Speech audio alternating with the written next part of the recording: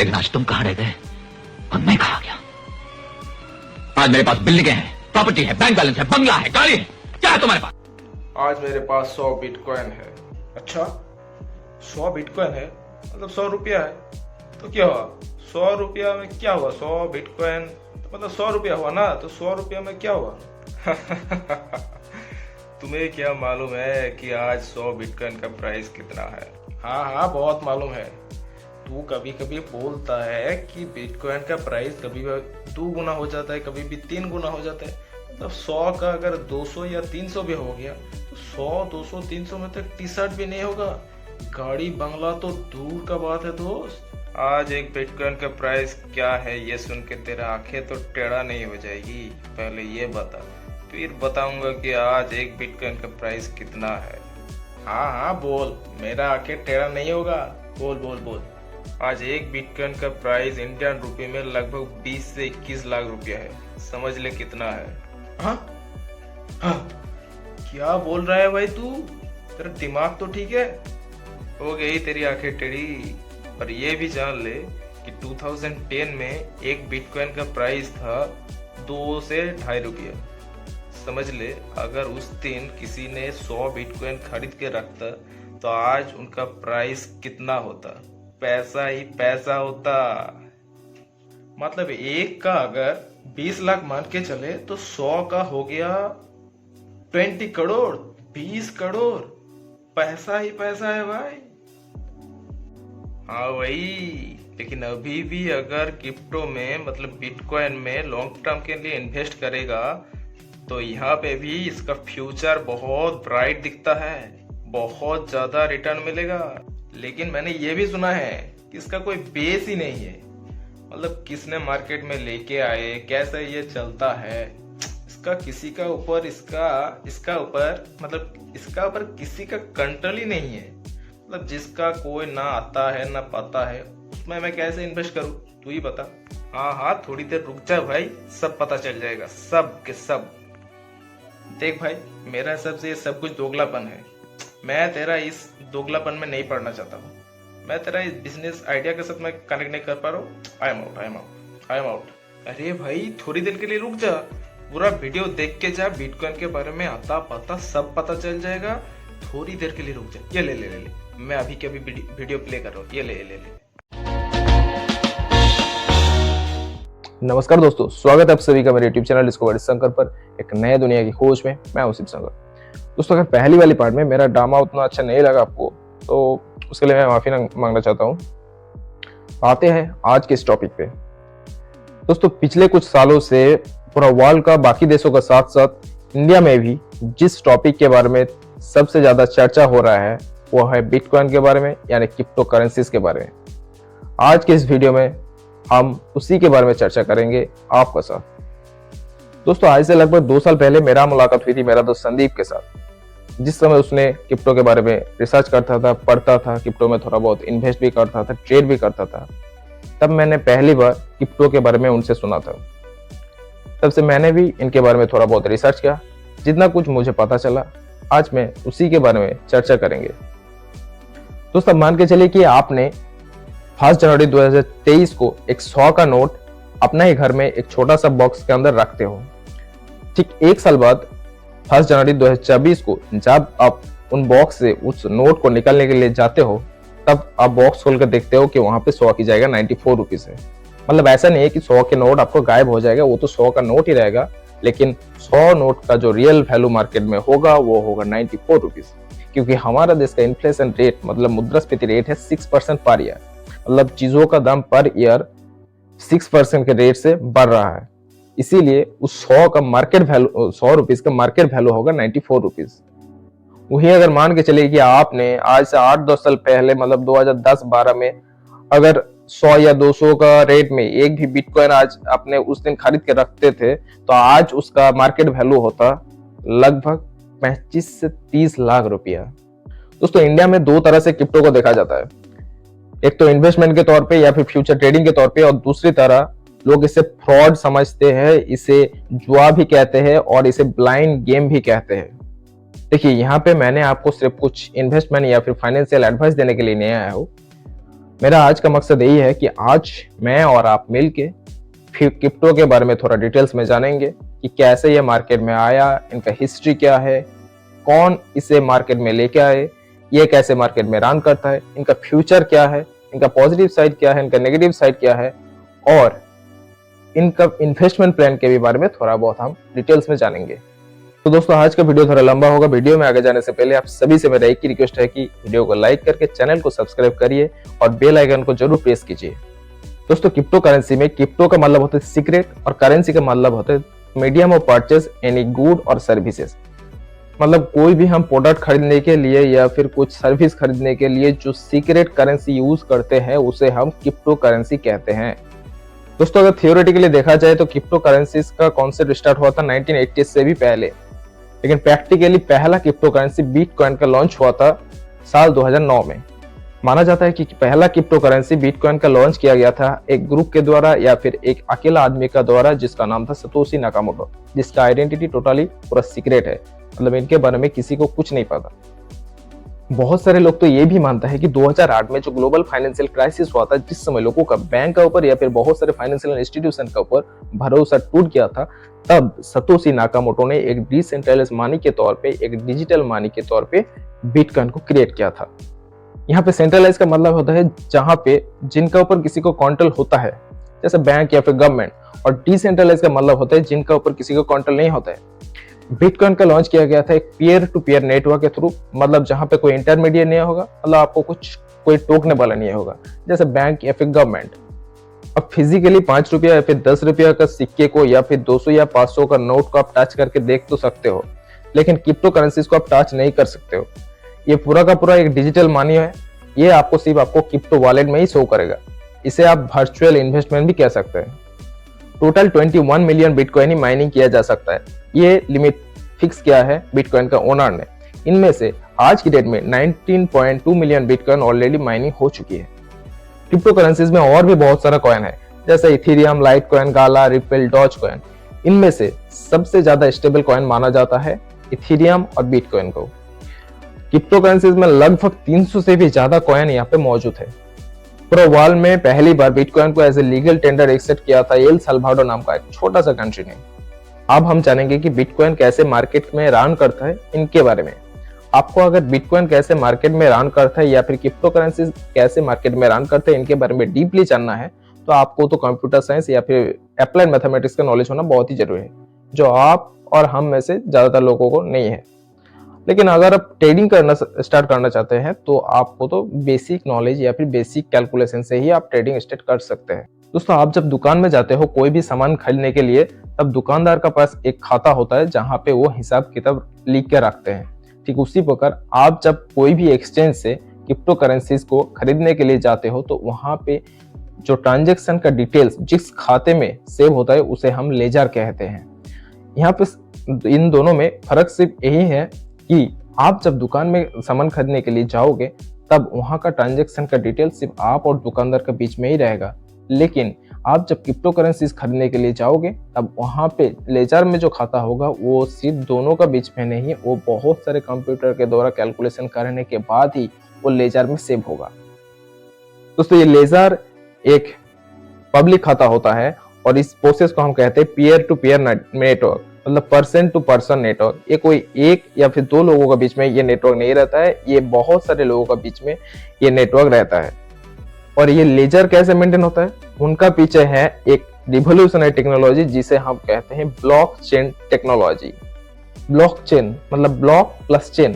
जैसे एक ट्रेन में बहुत सारा कमरा होता है और एक कमरा दूसरे कमरा के साथ जुड़ी रहती है, ठीक उसी प्रकार ब्लॉकचेन में बहुत सारे ब्लॉक एक दूसरे के साथ जुड़ी रहती है। एक ब्लॉक में अगर ट्रांजैक्शन भर गई तो वो दूसरे ब्लॉक के साथ कनेक्ट हो जाती है, फिर जब वो दूसरे ब्लॉक भर जाती है तो वो ब्लॉक फिर तीसरा ब्लॉक के साथ कनेक्ट हो जाती है। ऐसा करके करके एक पूरा ब्लॉकचेन टेक्नोलॉजी मेंटेन होता है। यहाँ पे इस ब्लॉकचेन टेक्नोलॉजी सिर्फ कोई एक कंप्यूटर का द्वारा नियंत्रित नहीं होता, यह बहुत सारे कंप्यूटर में जुड़ी रहती है। यहाँ पे कोई अगर जरा से भी फ्रॉड करने का कोशिश की तो वो तुरंत पकड़ा जाता है। और जो लोग ये पूरा पब्लिक लेजर को मेंटेन करता है या फिर इस बिटकॉइन माइनिंग का काम करते हैं उसे हम कहते हैं माइनर्स। ये पूरा काम करने के लिए कुछ स्पेशल कंप्यूटर का जरूरत होता है, कुछ स्पेशल सॉफ्टवेयर का जरूरत पड़ता है।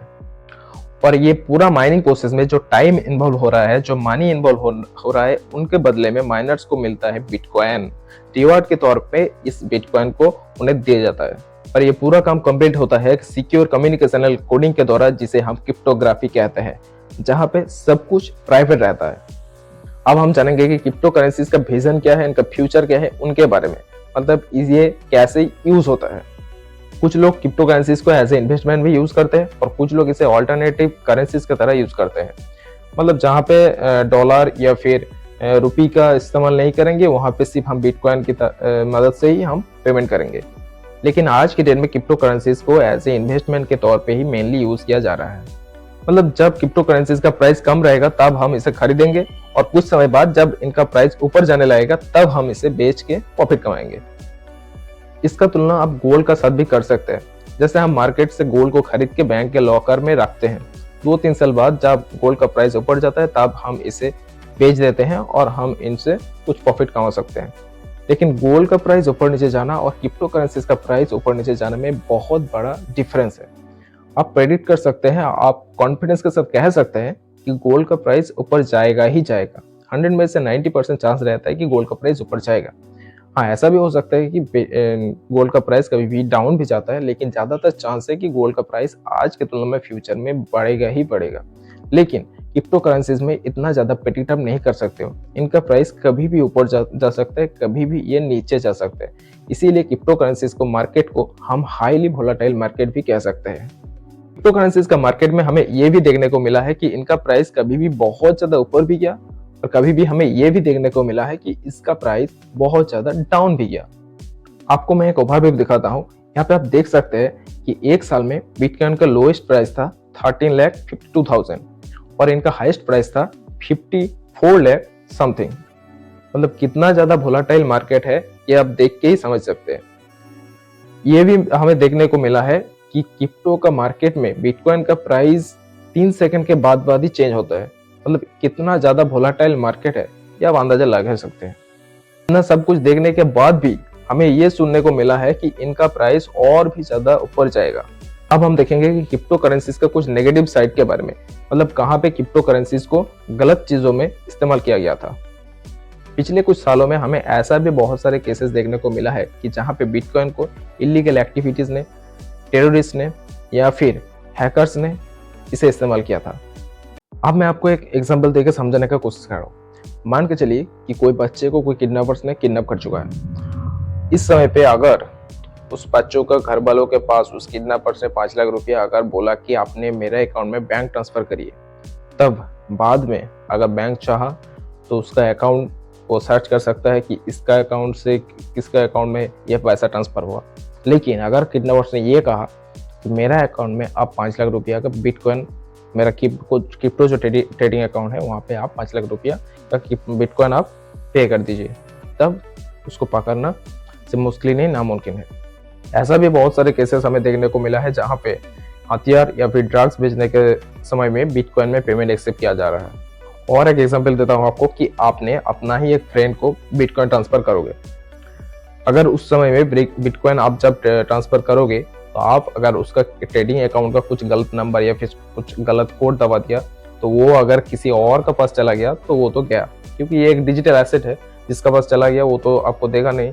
और आप अगर बैंक या फिर कोई फाइनेंशियल इंस्टीट्यूशन के पर जाओगे कि ये सर्च करिए कि हमारा पैसा कहाँ गया, वो तो नहीं कुछ नहीं कर सकता, क्योंकि वो तो बीच में था ही नहीं। ये तो पूरा का पूरा एक डिसेंट्रलाइज है। और दोस्तों यहाँ पे और एक बड़ा प्रॉब्लम यही है कि कोई भी अगर चाहे तो क्रिप्टो करेंसी बना सकता है। और इसीलिए बहुत सारे फ्रॉड कंपनियों ने लोगों का पैसा उठा के ये प्रॉमिस किया था कि आपका पैसा डबल हो जाएगा या फिर ट्रिपल हो जाएगा, और ये कह के 2000 रुपया का फ्रॉड का आरोप लगा है अमित भारद्वाज नाम का एक बिजनेसमैन के ऊपर। अमित भारद्वाज ने ये दावा किया था कि उनका चाइना में एक माइनिंग फार्म है जहाँ पे वो बहुत सारे कंप्यूटर सर्वर के द्वारा बिटकॉइन का माइनिंग करता है। और बाद में जब पता चला कि उनका वो सब कुछ नहीं है, तब ये तो इंडिया से भाग गया था। फाइनली 2018 का अप्रैल महीने में इसे अरेस्ट किया गया था। देखिए दोस्तों, कोई भी चीज़ का अगर पॉजिटिव साइड रहेगा तो उनका नेगेटिव साइड भी रहेगा। मेरा कहने का मतलब ये है कि मैंने जो कुछ भी क्रिप्टो फ्रॉड के बारे में एग्जांपल दिया, ये क्रिप्टो का तो बाहर में भी होता है, जैसा मनी लॉन्ड्रिंग के केस क्रिप्टो के बाहर भी होता है। बहुत सारे फ्रॉड इसकी मार्केट में चलता है जहाँ पे फ्रॉड होता है। मेरा कहने का मतलब यही है कि सिर्फ कुछ नेगेटिव पॉइंट ऑफ व्यू से आप क्रिप्टो को बारे में कुछ भी जजमेंट नहीं कर सकते हैं। 4 मार्च 2020 को इंडिया का क्रिप्टो मार्केट में एक हिस्टोरिकल दिन माना जाता है, क्योंकि उसी दिन इंडिया का गवर्नमेंट ने क्रिप्टो को एज ए लीगल घोषित किया था हमारा देश में। गवर्नमेंट ने भी क्रिप्टो को मार्केट में ठीक ठाक से रन करने के लिए बहुत सारे नया रूल एंड रेगुलेशन लेकर आ रहा है। हो सकता है कि फ्यूचर में हमारा देश में भी बहुत सारे स्टोर में आप क्रिप्टो के द्वारा पेमेंट करने के बाद कोई भी सामान आप खरीद सकते हैं। मतलब जहाँ पे रुपी या फिर डॉलर की जाएगा, आप क्रिप्टो में पेमेंट करके वो सामान खरीद सकते हैं। आज के डेट में वेस्टर्न कंट्रीज में या फिर अमेरिका में बहुत सारे रेस्टोरेंट या फिर शॉप पे क्रिप्टो के द्वारा पेमेंट एक्सेप्ट किया जा रहा है।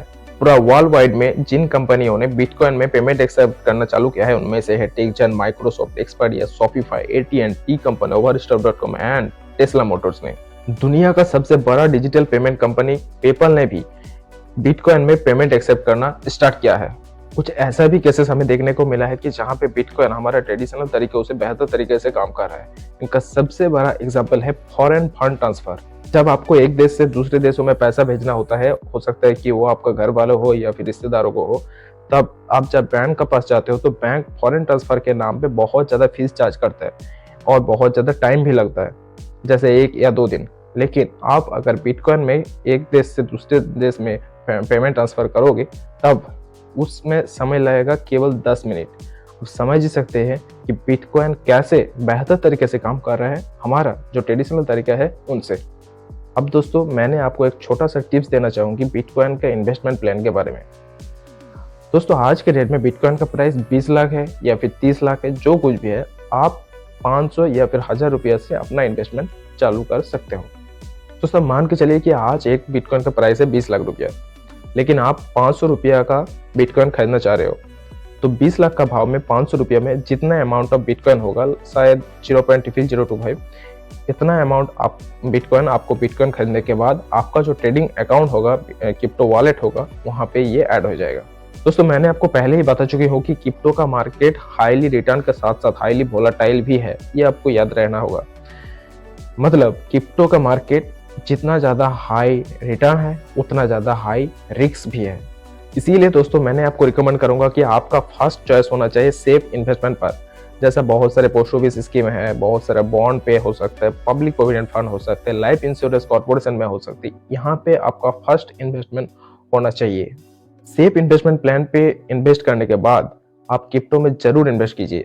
एक छोटा सा एग्जाम्पल के तौर पे मान लेता हूँ कि आपका पास 10,000 रुपये है, या फिर आपका मंथली इनकम बहुत ही कम अमाउंट मान के चल रहा हो कि आपका मंथली इनकम है 10,000 रुपीज। इनका जो 5% होगा, मतलब 500 रुपीज, ये आप क्रिप्टो में इन्वेस्ट करिए।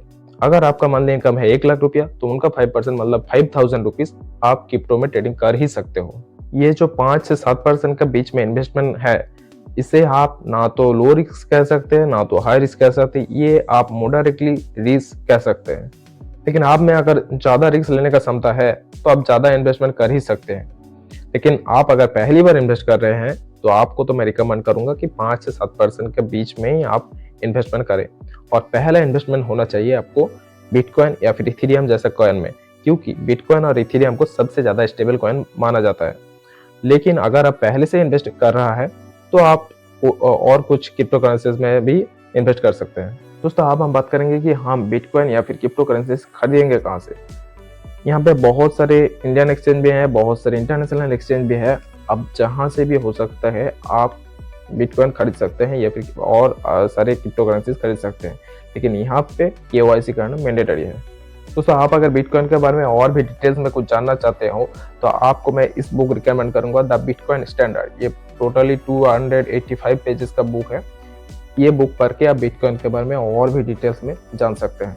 आशा करता हूँ कि आज की इस वीडियो में मैंने आपको बिटकॉइन के बारे में डिटेल्स में समझा पाया हूँ। वीडियो को लाइक करके दोस्तों के साथ शेयर कीजिए, और आप सभी से मेरा एक ही रिक्वेस्ट है कि चैनल को सब्सक्राइब करके बेल आइकन को जरूर प्रेस कीजिए। पूरा वीडियो देखने के लिए आप सभी को दिल का गहरे से बहुत बहुत धन्यवाद।